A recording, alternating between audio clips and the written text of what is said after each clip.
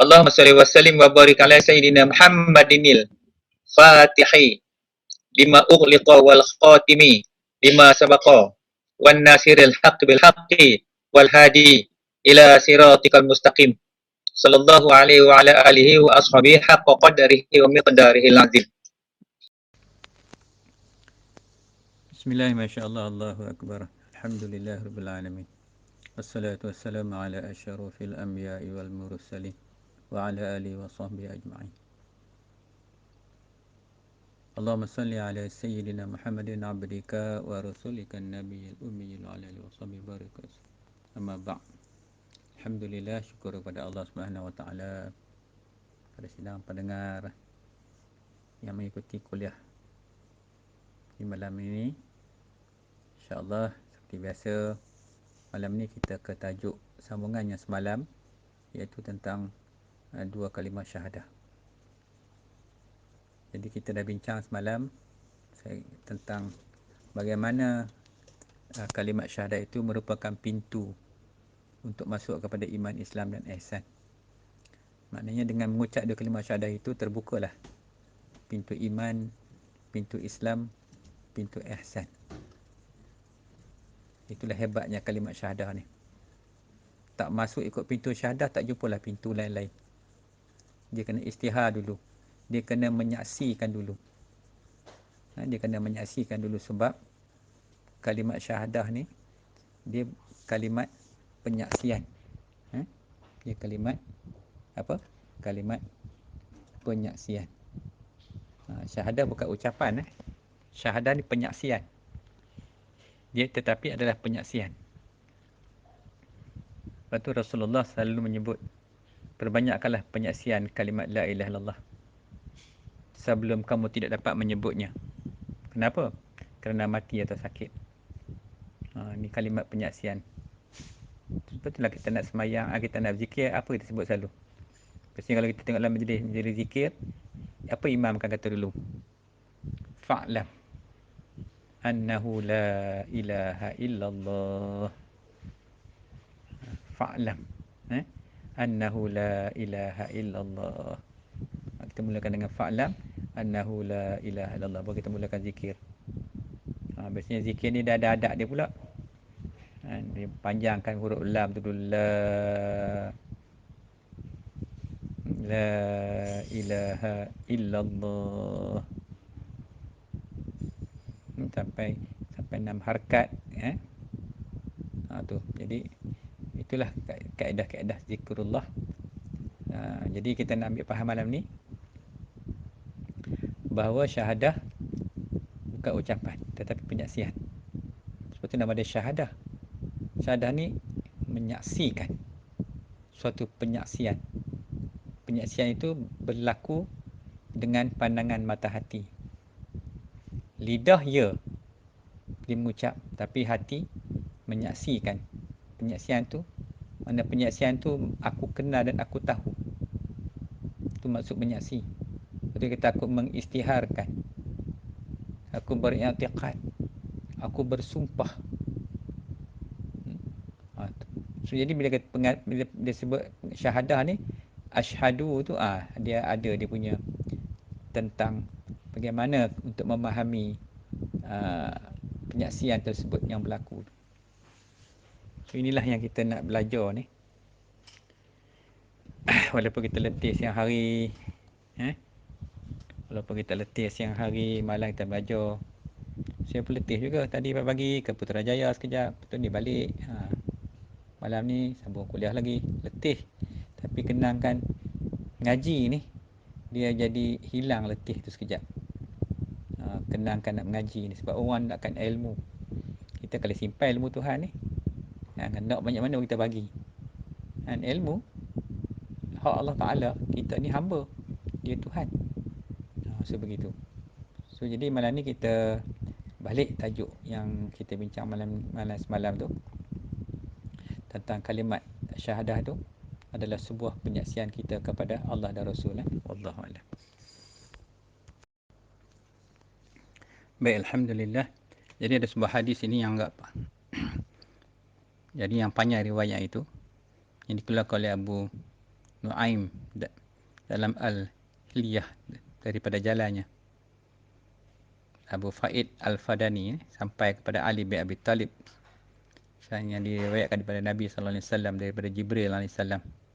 Maka berkata Allah, berfirman Allah, sesungguhnya aku adalah Allah, tiada ilah melainkan aku, maka sembahlah aku. Barang siapa di antara kamu yang datang kepadaku dengan syahadah, tiada ilah melainkan Allah, dengan ikhlas, maka masuklah dia ke dalam bentengku, maka dia akan aman, dan dia aman dari azabku. Ini sebuah hadis.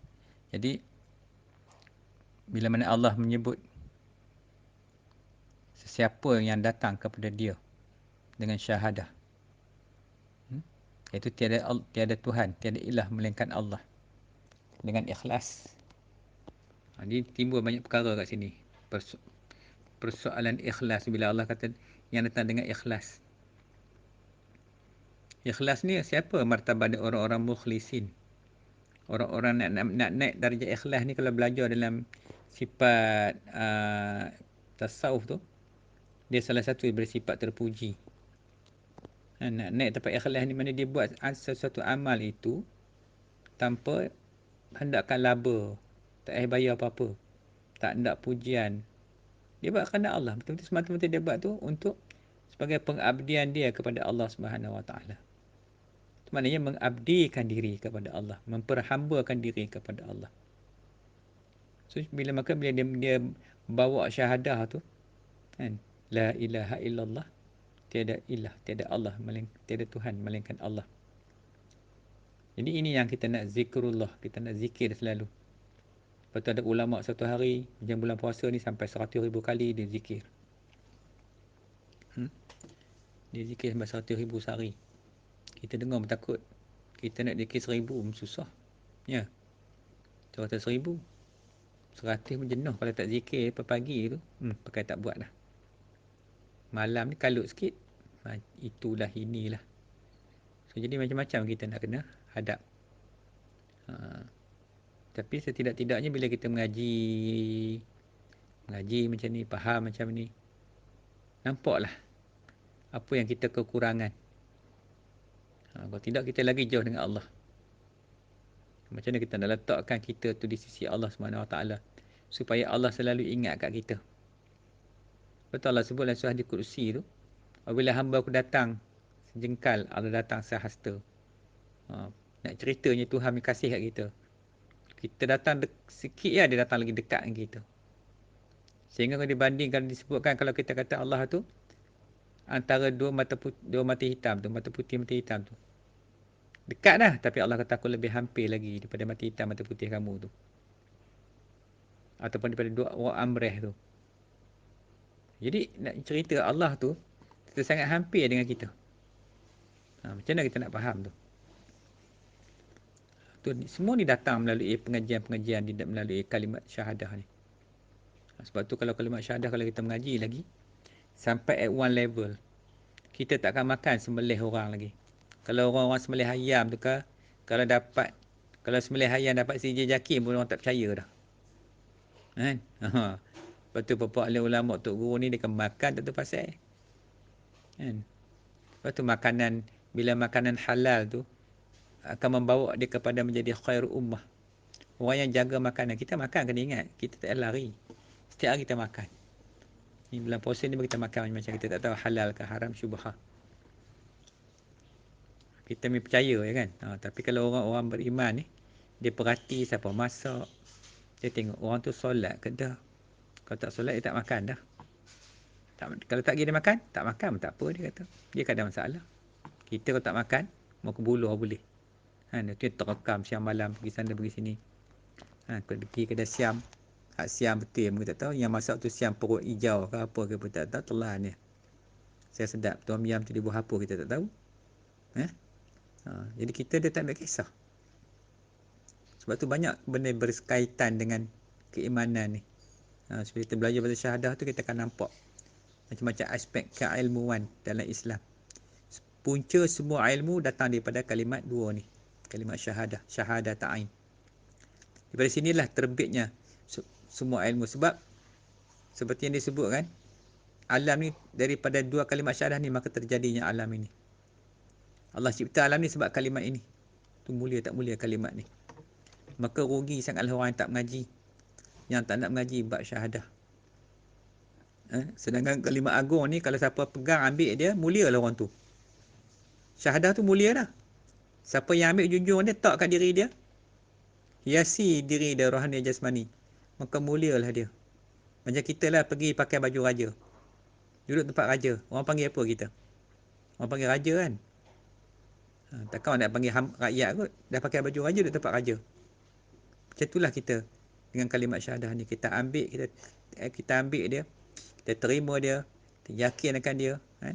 Kita duduk betul-betul tempat yang disebut pada kalimat syahadah tu. Kita muliakan Allah dan Rasul tu. Maka dengan cara itu, maka insya-Allah Allah kata, maka masuklah dia ke dalam bentengku, maknanya dalam kawalan Allah Ta'ala, maka dia aman dari azabku. Tu hebat dia. Bila kita tak ada kalimat syahadah, maka syaitan akan datang keliling kita. Taurut pun datanglah, maka kita bersembahlah taurut. Na'udzubillah. Ini antara kita yang nak kena faham. Jadi itu. So jadi insya-Allah kita sama-sama belajar sikit-sikit malam ni. Wallahualam.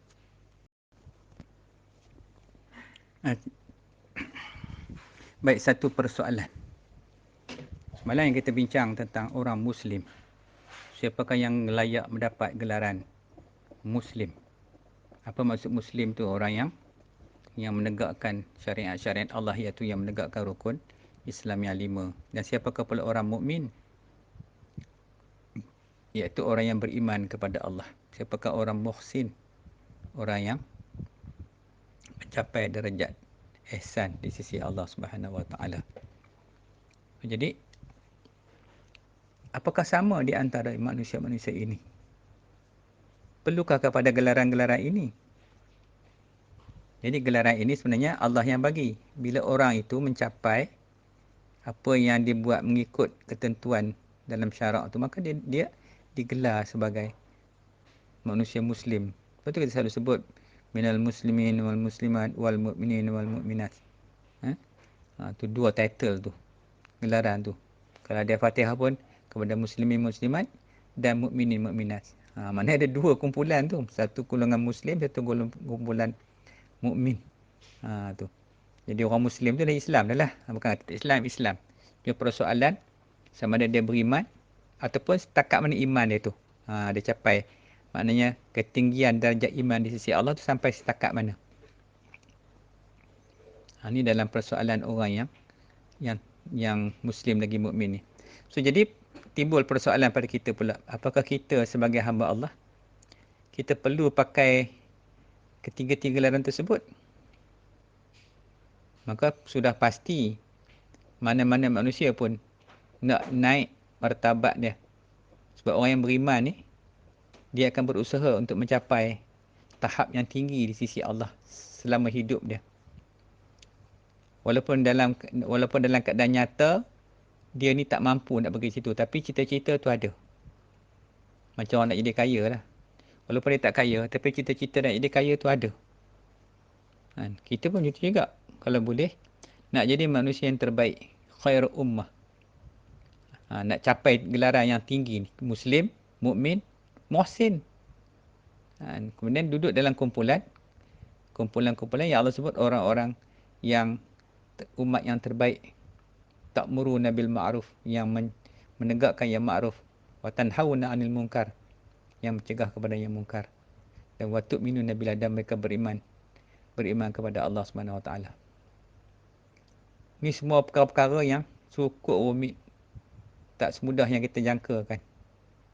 Sebab dia perlukan amalan, amaliyah, praktikal. Macam mana kita nak naik ke darjat tersebut? Dengan beramal. Kita bukan minta lah, tapi Allah yang bagi.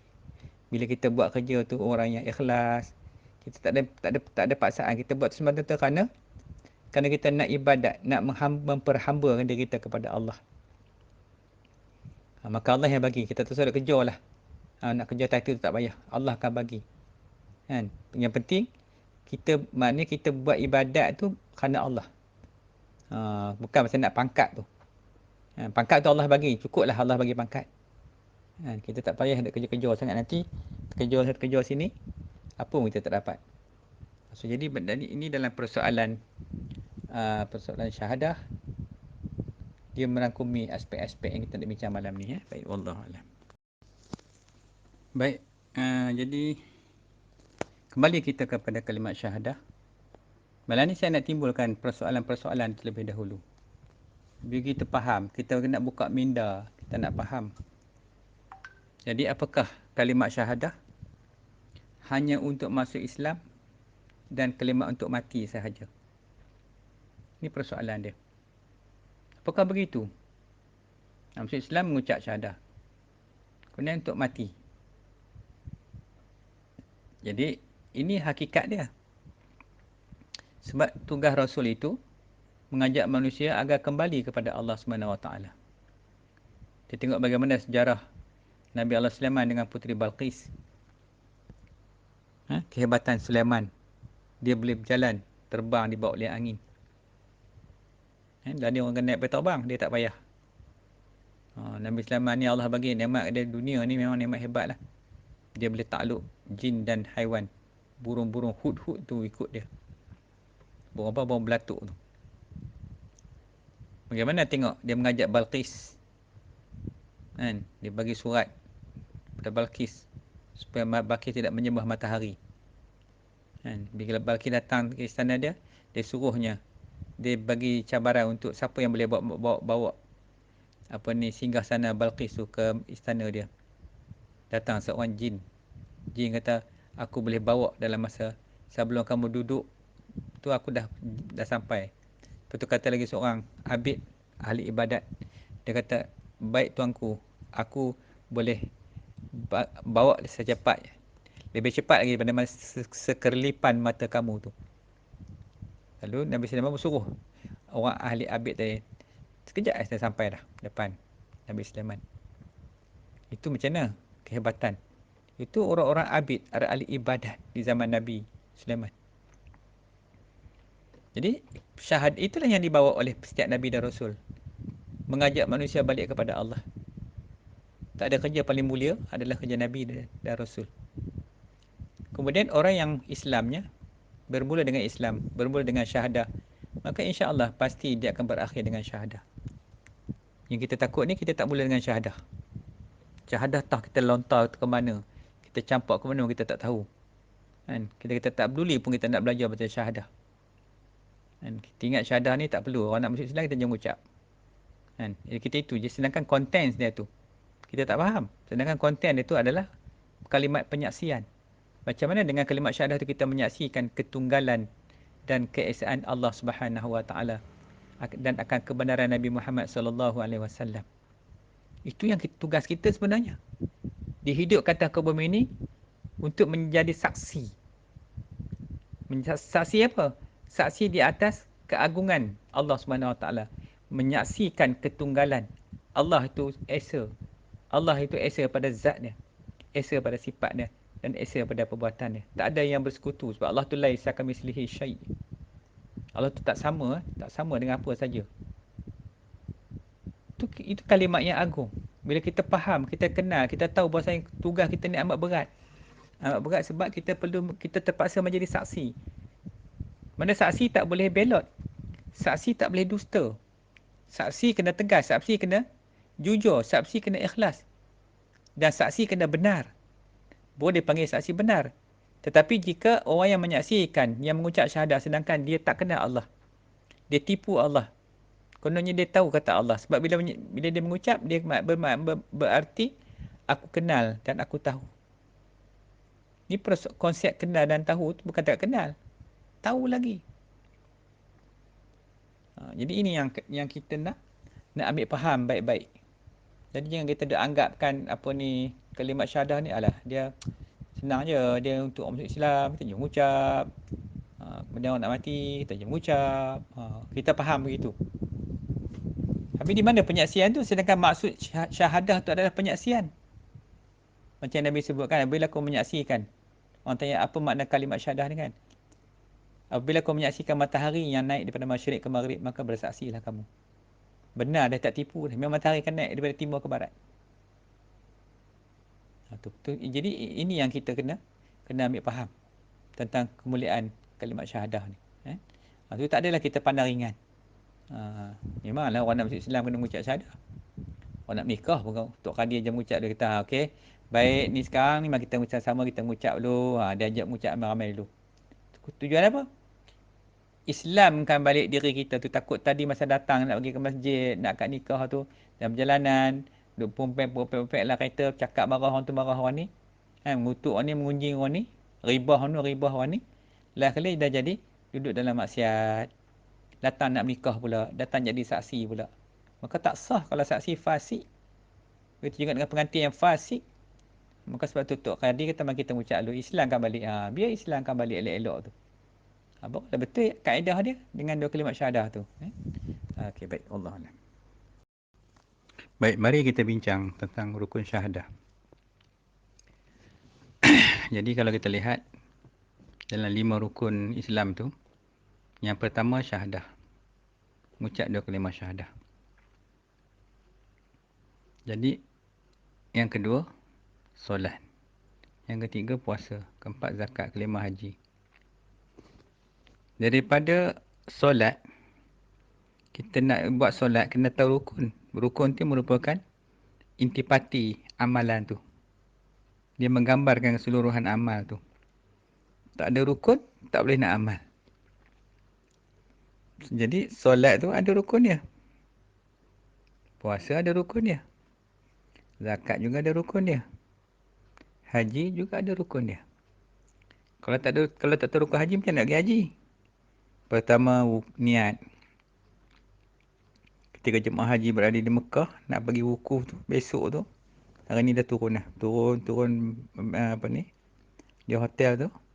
Nak keluar bilik lobi tu, kita pun niat lah. Nawaitu umrata. Nawaitu umrata wa haram. Nak buat apa? Ihram apa? Haji, umrah. Haji lah. Kalau kita nak haji ni dia unik sikit. Yang kita duduk di Mekah tu. So daripada Mekah tu kita niat untuk pergi ke Padang Arafah tu. Lepas tu duduk di Arafah. Bermabit di Arafah. Bukan bermabit, kita duduk di Arafah tu. Kemudian besok tu balik ke Mekah. Sa'i. Tawaf. Tawaf, sa'i, tahallul, tertib. Khalas, itu haji. Itu rukun haji. Kalau tak buat yang itu, maka tidak sah ibadat haji. Begitu juga dengan amalan lain. Solat. Kalau tak tahu rukun solat, macam mana nak solat?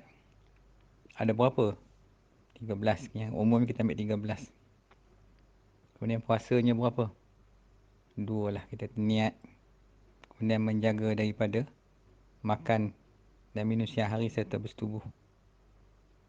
Tu nak jaga puasa. Tu rukun dia. Boleh buat tu, maknanya dapatlah pahala puasa tu. Demikian juga dengan zakat. Berapa bayaran zakat? Zakat perniagaan, zakat emas sekian banyak, zakat duit sekian banyak, zakat biri-biri sekian banyak, zakat gandum sekian banyak, zakat padi sekian banyak. Ada penuh orang dia nak cabar, dia nak tengok, dia nak buktikan bahasanya padi yang dia bayar zakat tu, yang Allah kata akan naik berganda-ganda tu, dia buat sungguh. Lepas dia dah kumpul padi dia, dia suka-suka kira, dia kena keluar 40 cupak. Itulah dia kira lah. Ikut nilai zakat masa tu. Dia pergi bayar. Habis dia saya bayar, dia balik. Dia balik, dia kira balik. Dia suka balik. Terkejut dia tengok. Padi tu berganda-ganda naik lah. Tadi masa dia bayar zakat kan dia kira dah. Dia dah suka dah berapa banyak. Tu. Itu zakat. Zakat tak bayar, dia jadi racun. Dia akan makan meniaga kita. Siapa orang meniaga tu ni hati-hatilah. Melaksanakan ibadat zakat tu kena ingat. Okey. Habis tu.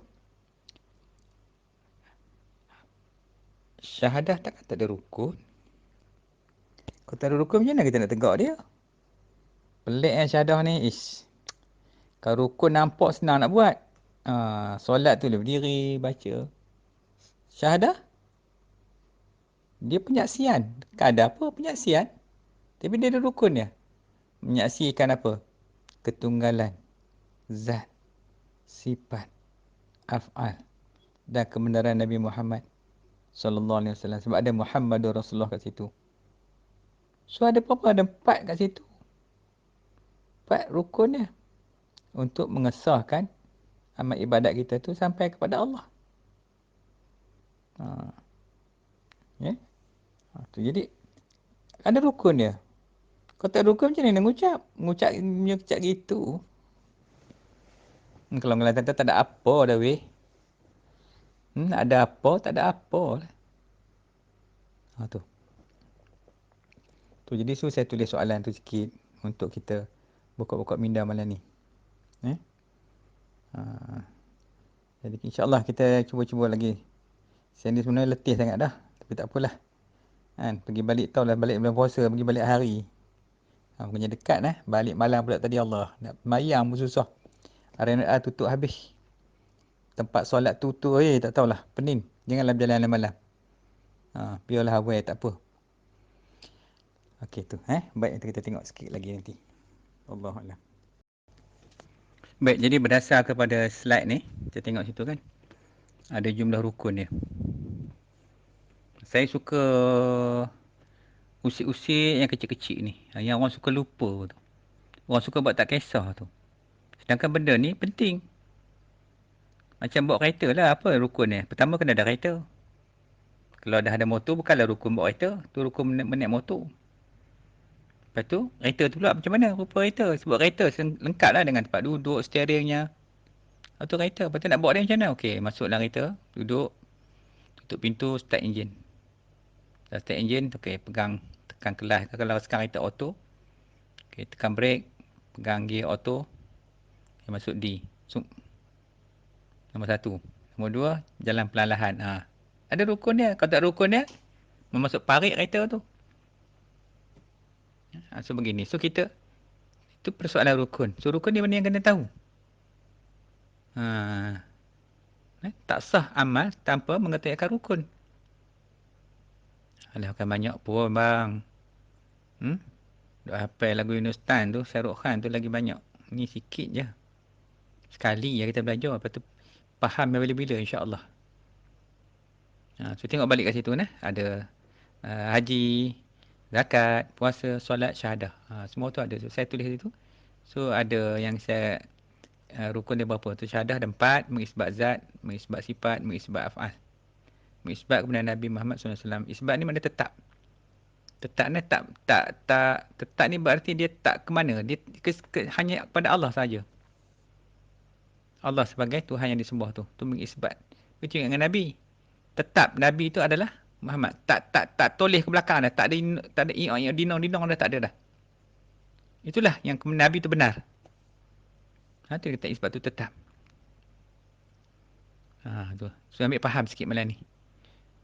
Bagi semangat naik balik. Oh Allah. Aku ni dah teruk benar dah.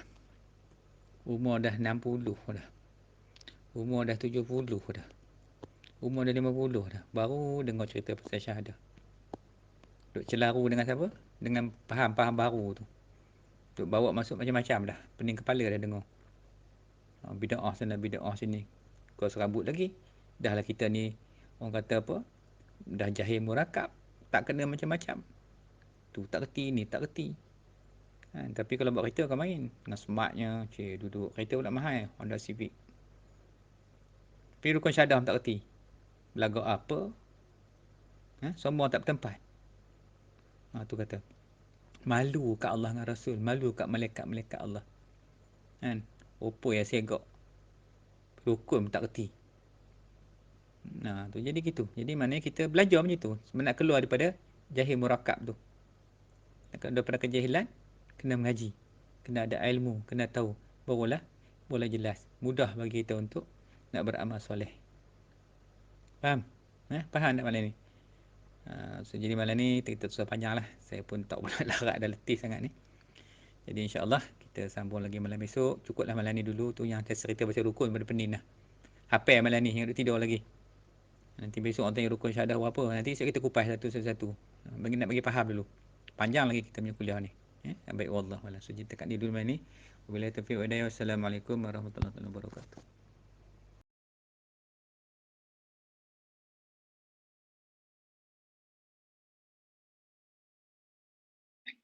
Allahumma salli wa sallim wa barik ala sayyidina Muhammadinil Fatihi lima ughliqa wal khatimi lima sabaqa wan nasiril haqq bil haqqi wal hadi ila siratikal mustaqim sallallahu alaihi wa ala alihi wa ashabihi haqqa qadarihi wa miqdarihi al azim.